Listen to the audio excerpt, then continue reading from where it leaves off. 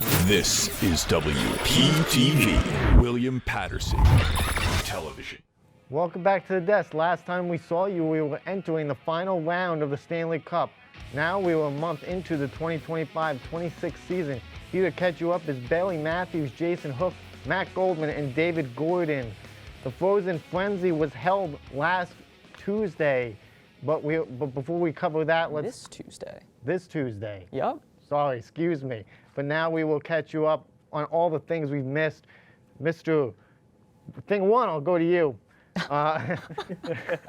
So talking about after watching the NHL draft in June, what player has added the most value to the team?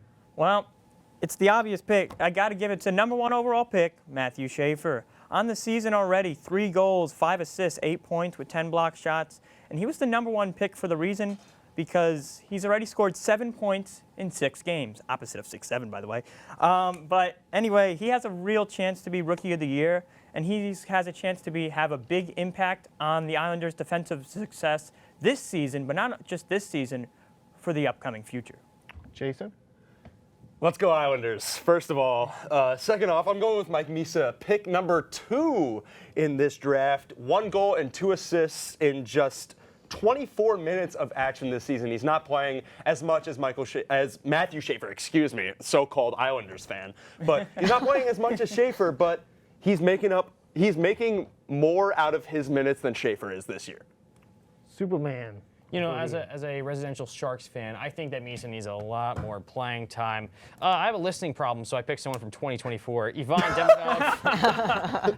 Selective hearing? At least you know selective it. hearing. Demidov and I are the same age. He's 19. He's scoring goals in the NHL, putting up meaningful playing time for Montreal. I'm sitting here on Sports Desk dressed as Superman talking about the NHL. 19 goals, 30 assists last year in the KHL. For Demidov, 2 goals, 7 assists, a plus-minus of 2 this year for Montreal. Schaefer and Misa get a lot of praise, but Demidov is under the radar, and he's been the secret weapon for Montreal. Probably because he was drafted last year. Yeah, because I haven't. Okay, all right. Kim Possible. I'm going to go with someone drafted in June, Brady Martin. He was 5th overall to the Nashville Predators in the 24-25 season. He had 33 goals, 39 assists for a total of 72 points in just 57 games. And I realize that he doesn't have that much going on this season because Andrew Brunette is an idiot. What other team in the league is stupid enough to throw away a 5th overall pick? Andrew Brunette sent him to the OHL when he was shaping up to be a great player. I've said it before. I'll probably say it all season. Nashville needs a new head coach. As we watch these teams develop, there are many teams that are struggling this early in the season. We're 3 weeks in. Thing one, I'll go back to you. Yes, sir. What team needs to pick up the pace? It's got to be those Rangers at the Garden. You know, they started off the season 5-1, but in their first 5 games, they went 2-3. And since then, they went 3-2-2. But you know what the problem is? They couldn't score at home, and they can't win at home. They're currently 0-4-1 at home, and it took them 4 games to finally score a goal at home. That's not what the Garden fans want. And the main problem is they've been blowing games. They've had leads at home, but they can't finish, and their defense has collapsed. Their defense has to step up if they want to turn their season around and be able to keep those leads. I like that New York accent there. Thank you. I Really appreciate it. Superman, I'll go to you. Yeah, Rangers suck, David. I'm picking the Oilers. 3 things in life are certain. Death, taxes, and the Oilers starting off slow. This team has fell back in back-to-back cups, and now they're in a slow start. They're in a weaker Pacific Division. I think, really, it's the Kraken that are decent. There's the Kings, and it's Vegas, obviously. But the record's 5-4-3. Their only good win is Utah this year. Skinner and net is ridiculous. We saw last year in the Cup he was probably the factor of what the Oilers didn't win the Stanley Cup Finals. But you have 2 of the top 5 guys in all of hockey with McDavid and Draisaitl. You need to be dominant in a weak division. The Oilers stink.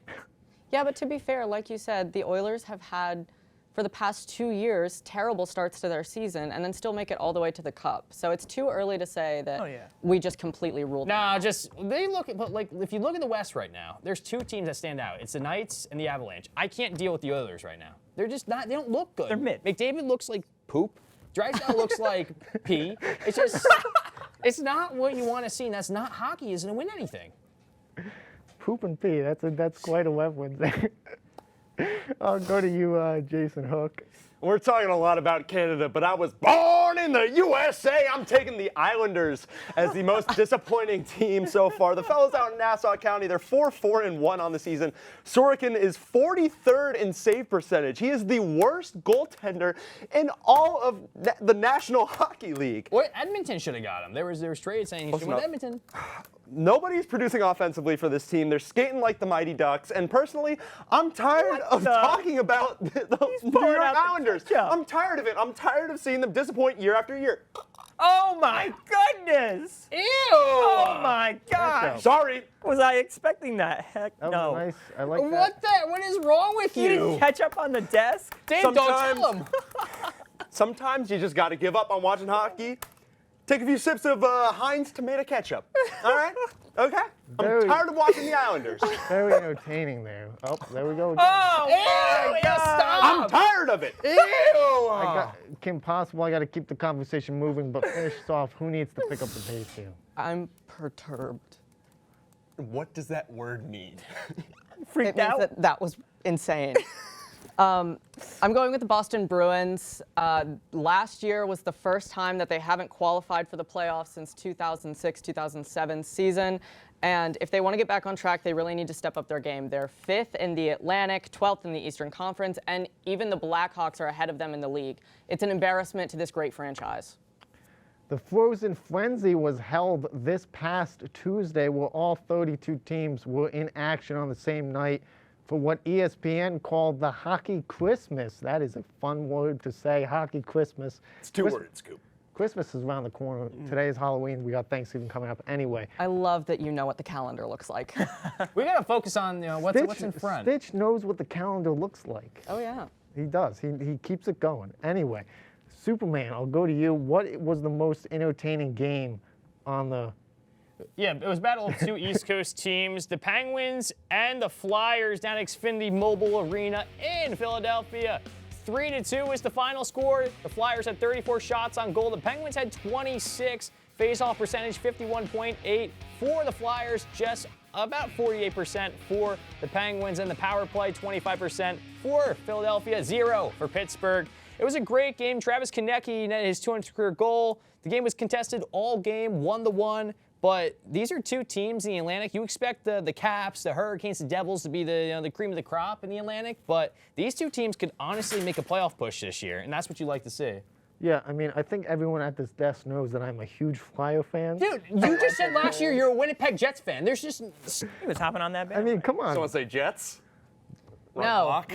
That's next block. I'll go to you, Mr. Thing 1. Yes, I got to give it to the Jets versus Wild. So overall, the Jets beat the Wild on the road 4-3. Shots on goal, Wild had 35 to the Jets 21. Face-off percentage of 52.7 for the Jets and 47.3 for the Wild. Power play 0% for the Jets and 25% for the Wild. Just an all-around, the Jets started scoring starting off two goals in 22 seconds. Wild tied it at 2 in the second period. Then the Wild took the early lead in the third period, and the Jets came right back to tie it with 8:25 left to go, leading to a Kyle Connor skate-off goal with 4:14 left in overtime. Kyle Connor's on my fantasy hockey team, but that was just an exciting game. Anyway, Kim Possible, I will go to you. What was the most entertaining game for you that caught your attention? For me, it was the Devils and the Avalanche. I mean, starting with the goal on the power play was crazy. The final score was 8 for the Avalanche, 4 for the Devils. Shots on goal, 42 for the Avalanche, 30 for the Devils. Face-off percentage was 51.4 for the Avalanche and almost 50% for the Devils, but not quite. Then 66.7% on the power play for the Avalanche and 0 for the Devils. Like I said, first goal being on a power play is crazy. And then in the second period, they're like 5-0. And then the Devils make this crazy 4-goal comeback. They're almost tied, but they couldn't keep up their momentum in the third, which, you know, sucks for the Devils, but made for a great game. Yeah, Jason, quickly take us through your most entertaining game. I'm going with the Montreal Canadiens and the Seattle Kraken. A 4-3 win for Montreal. 21 shots on goal from both sides, 61.2% face-off percentage for the Canadiens, 38.8% for the Kraken, and 100% power play percentage versus 25% for the Kraken. Born in the USA, Cole Caulfield is the best American in the sport of hockey. You're like a soundboard. Like, I feel like someone in your head is pressing buttons. Because you're Jeremy Allen Whiteside doesn't mean you could bring out the inner Springsteen. My brother's a crowd. I got to keep the conversation moving along here. But, guys, would it be a sports desk without way too early, ridiculous Stanley Cup predictions here in October? And I will go to you, Baylee, who is making the finals in June. So it's my last time answering this question. I feel like I can finally say this. I never know how to answer this question. In the NHL, standings move so quickly that you can never tell at the beginning of the season, but I'm going to go with the Golden Knights and the Tampa Bay Lightning. They've both been to the Stanley Cup in recent years, and they've had strong starts to their season. Superman, what game? It's going to be the Panthers and Avalanche. I know the Panthers are 5-5-1. I understand, Coop. I understand, Baylee. I understand, Jason. I understand, David. But they've won 2 cups in a row. There's no doubt in picking them again. The Avalanche look unstoppable. They're 6-1-4 on the year. You can never count out McKinnon and Cal McCarr. I know Brad Marchand stepped away from the team for some personal issues, but Aaron Ekblad, Sam Bennett back for the long term. That's what you like to see. Paul Maurice is one of the best coaches in the NHL, if not the best. So, but that being said, give me the Avalanche to win the title right now in the second one of the McCarr and McKinnon era.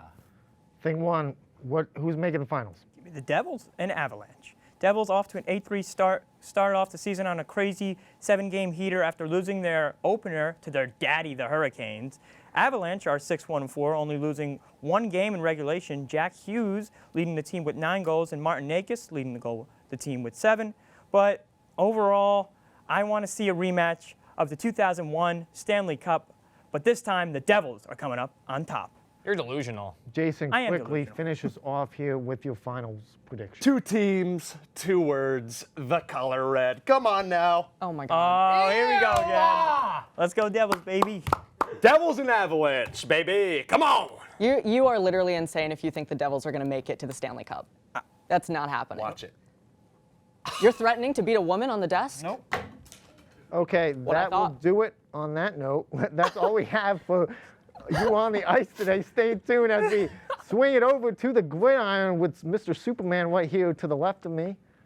Stay tuned next on WPTV. No. Stop doing that.